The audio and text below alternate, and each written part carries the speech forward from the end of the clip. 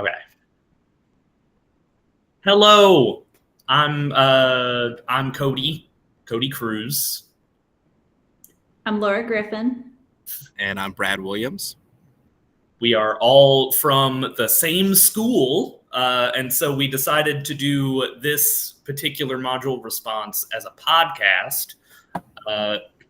So we're going to start by kind of going through each one of Reed's categories of curriculum, and then we'll hit on the bullet points in the module response instructions, kind of work through which ones we align with and how they inform our practices and so forth. So we can start with the systematic or the systematizers and kind of what Reed said about them. The systematizers, they are systematic in the way that they think. There's the root word. They definitely think of curriculum as the map. It is more of the concrete plan of what are you going to do, when are you going to do it. Kind of, I guess, what we all said in the beginning of the class, our concept of curriculum was that would be a systematic view of curriculum, and that you should follow these steps in this order, or here's your roadmap to get to where you need to go. And so I feel like myself as a systematizer, which we'll get to in a minute, very ordered, very rigid, and this is the order it has to be, and there's kind of no veering from that. Mm-hmm. And I know like in the Knoll reading, they talked about systematizers and how that really came about with the increase in standardized testing and how, really the point of it was having almost the higher ups determine what it is the students need to know and then making sure they're tested at the end. And the whole goal is just to get students from point A to point B. And they really kind of underplayed the role of the teacher and just kind of, basically the idea of you could just give anyone this mapped out guide of how to teach students and it would be able to get them across the finish line of what they need to know based on these standardized tests. Yeah. And I think it's an appealing sort of theory for new teachers in particular who are just looking for just hand me whatever I need to do so that I can honestly just get through this year. I like that Reed kind of defines this perception of is the curriculum an institution or not in the eyes of theorizers, and that systemic is very much like it is an institution. It's a thing separate from you that is sort of prescribed like medicine. Radical curriculum stands on sort of the opposite end of that. There's this assumption at the start that the institutions of society are fundamentally malfunctioning. I think that's actually exactly what Reed says. It's fundamental malfunction. Radicalizers focus more on who the curriculum is for instead of what it is for.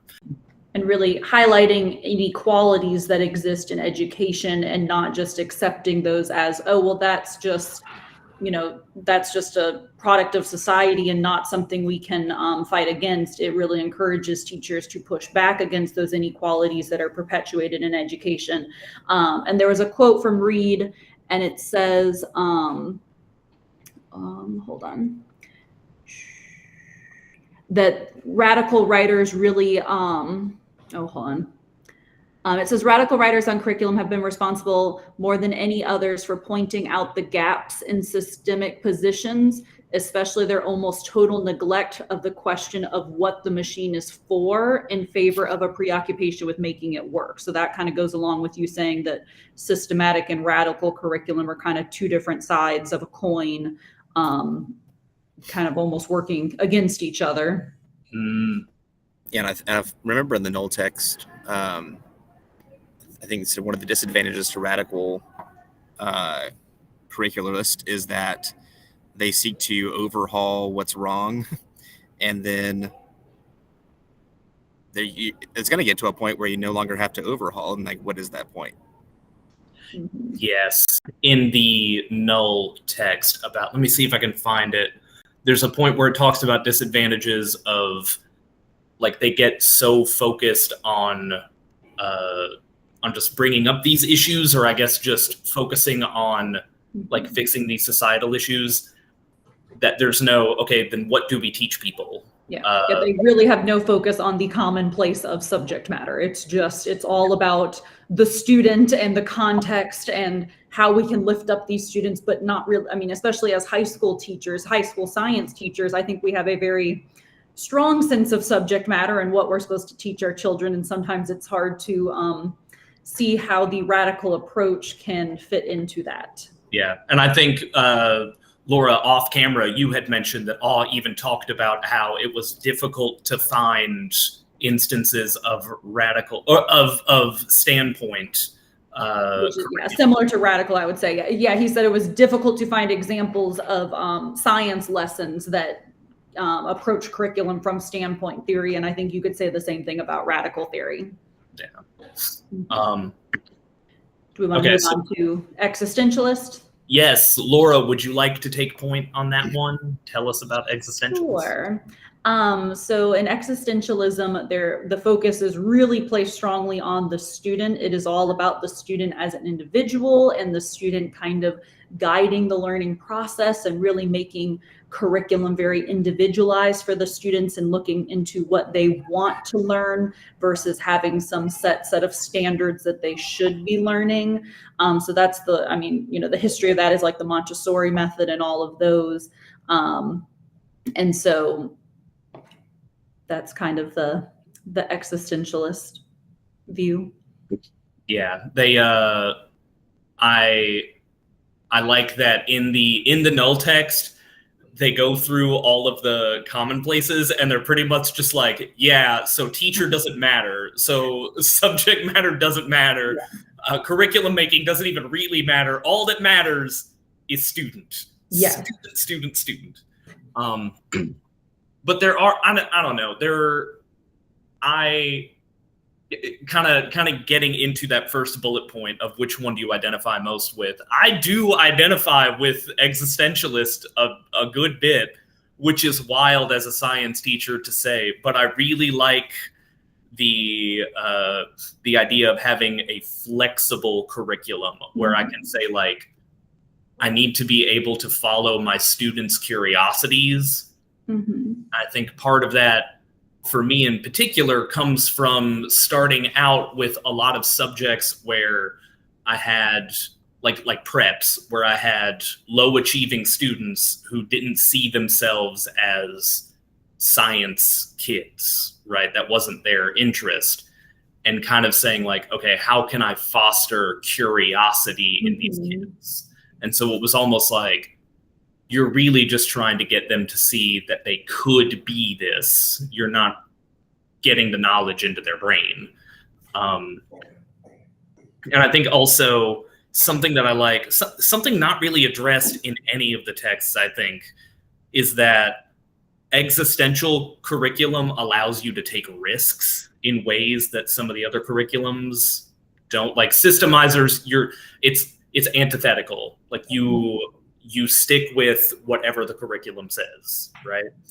Existential, you have room to be like, maybe this will be a cool idea. Mm-hmm. And I do that a lot with astronomy, I think, because I get all the electives between the three of us. And so I get to go, I don't know, let's try it and see if it works. And nothing was handed to you, so you're...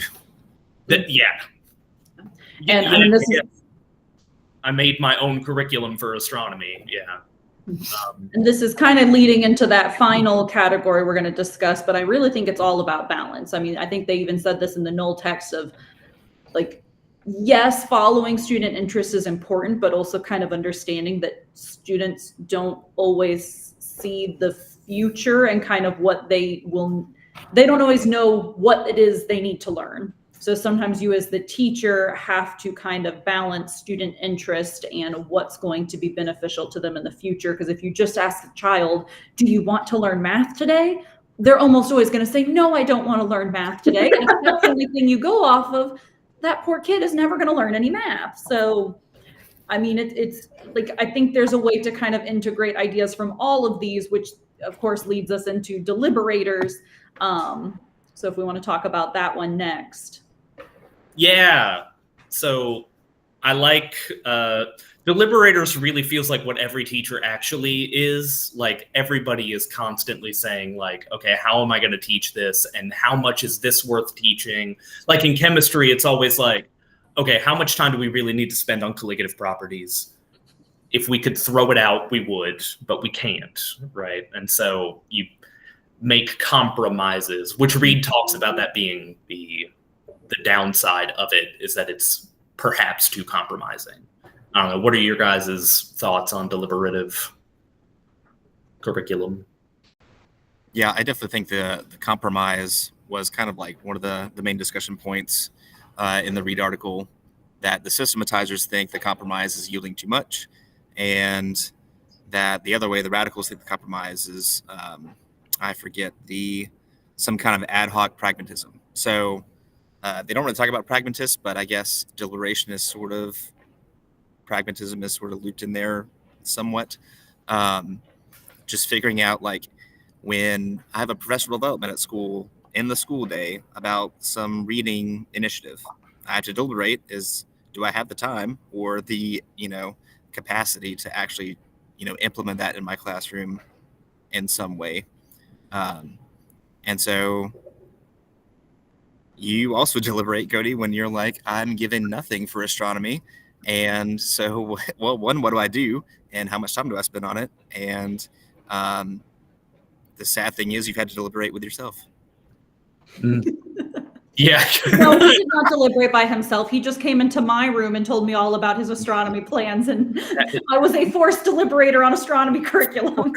But I think that kind of speaks to, like, you cannot design the curriculum without deliberation, because I was literally like, I have no idea if this is a good idea unless I have a second pair of eyes on it. I'm in a vacuum. So I had to go to you. I had to go to you, Brad, a lot about the physics of it, because I'm like, I need to make sure that I'm actually teaching this right. Mm-hmm.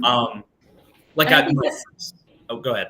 I think it shows the importance in teaching of having people who are willing to deliberate and not just already have these set ideas of how things should be done and you do it my way or it's not worth discussing. And I think that's kind of the difference between pragmatists and deliberators. I think pragmatists just kind of say, oh, well, this is the situation I've been dealt, so I just have to, like, scrape things together. Whereas I think deliberators are more intentional in understanding there are limitations placed upon them, but looking at how they can work within those limitations to do what is, best in the interest of themselves and their students and the school as a whole.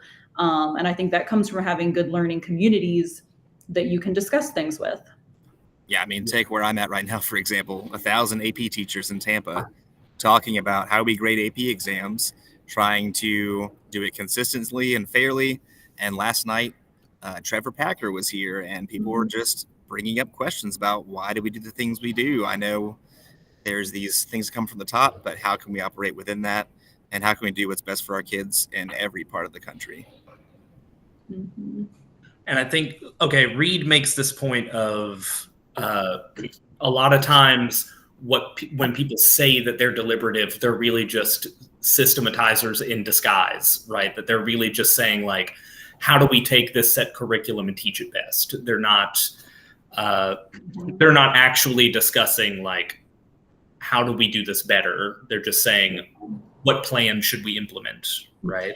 And I think that goes with, there's a quote that I wrote down from Reed that said, deliberation cannot take place under conditions where those with influence know in advance what kind of decision it must deliver, because it must fit either with institutional requirements or with espoused theory. And I think that sometimes happens where, whoever it is that has more power than us comes out and says, let's talk about this. How can we do this better? When in reality, they already know what they're going to implement and they're just going to expect you to follow that. And that is not an environment that encourages deliberation. Yes. You see that a lot in, I think in your biology planning, Laura, where a lot of it was people scared to actually do what needed to be done to get your test scores up, to teach those kids, because they were worried about pushback from higher up in the county. They were worried about pushback from teachers. They were worried that people were going to say, like, oh, why is my kid getting extra work compared to these kids? When it's like, because that kid needs it, right? Mm-hmm. Like you couldn't focus too much on pushing the kids where they needed it. Mm-hmm. Yeah. Do you feel that way? I would say so. I think there was many situations there where we weren't talking about best practice. It was all just, well, this is what we think is expected, so we need to make sure we're staying within these margins because we don't want to draw the spotlight on ourselves. We'd rather just go under the radar, which is not the best way to, plan a curriculum. That's not the thoughts you should have in mind when you're looking at how to raise test scores. But you do, it can be a risk when you're planning a curriculum that is maybe slightly against the normal direction that people would choose. And that can be scary, especially for new teachers, I think. Yeah. Do we want to kind of get more into, I think kind of through these discussions, we can kind of see which viewpoints that we maybe align more with, but do we want to kind of explicitly state which curriculum viewpoint we most align with?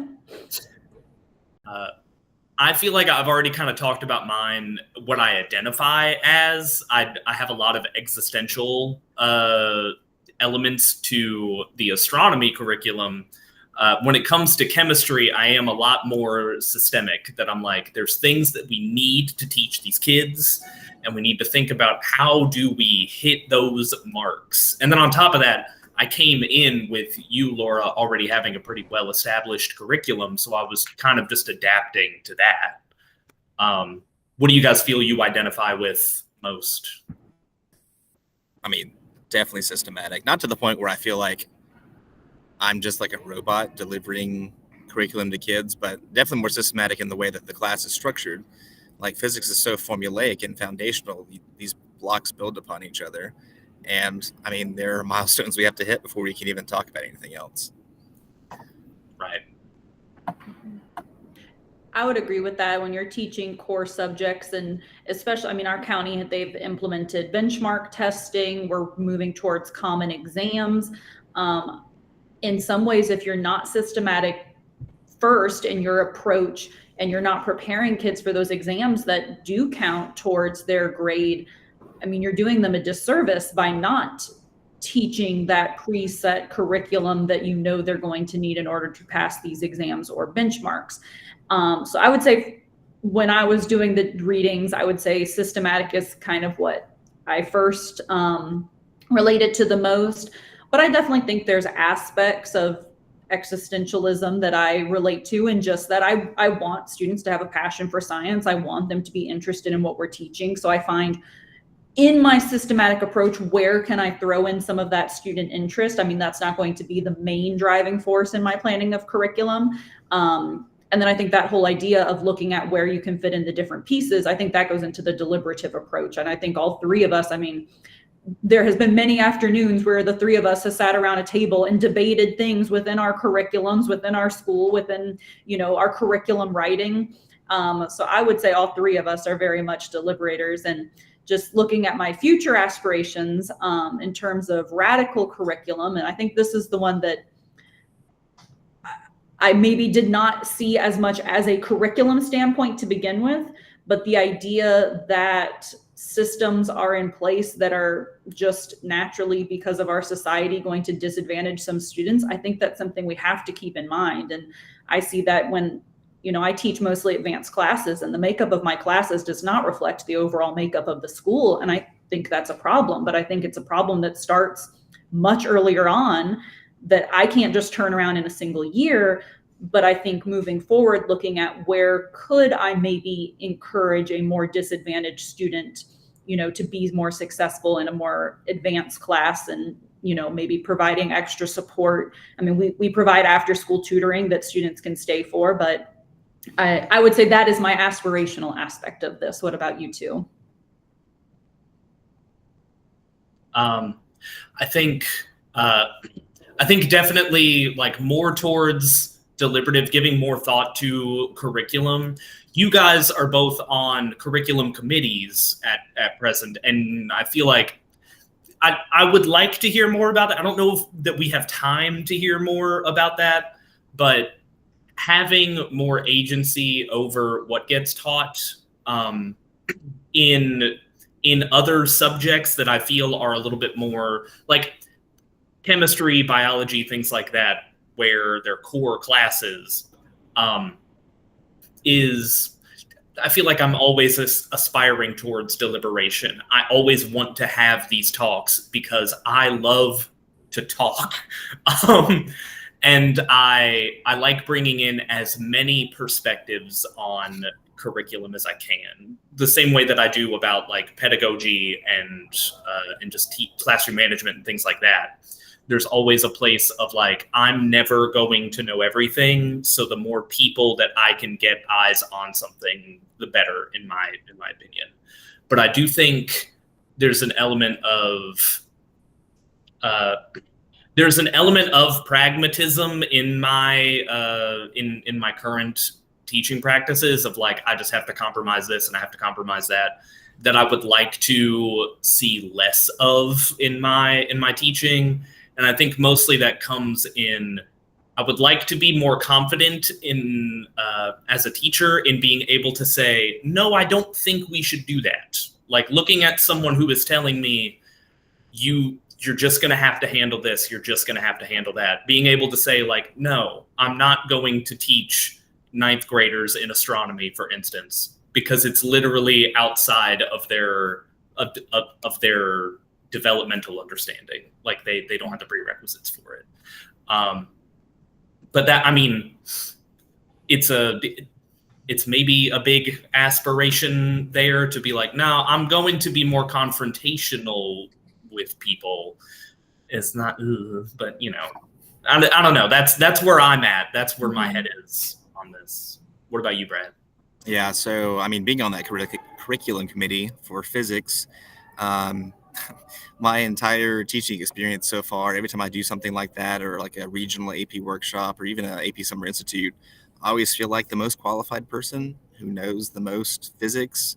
And so by default, people just agree with what I say. So there's really no deliberation, which is why I like things like this, because there are people here way smarter and more qualified than me that I get to learn from. And so I hope that I don't, I guess my hope for the future would be just to continue that and never settle for my understanding at the moment, and always look to bring in those existentialist ideas that I'm so dispositionally against by my nature, because I do want to be pragmatic in the way that I teach and deliberate and change in response to the needs of my students. Well, this was a very insightful conversation, guys. Yes. Yeah. We'll go ahead and wrap things up, because I think we're at like a whole half hour of time. But yeah, thanks for talking. Yep. You betcha. Okay.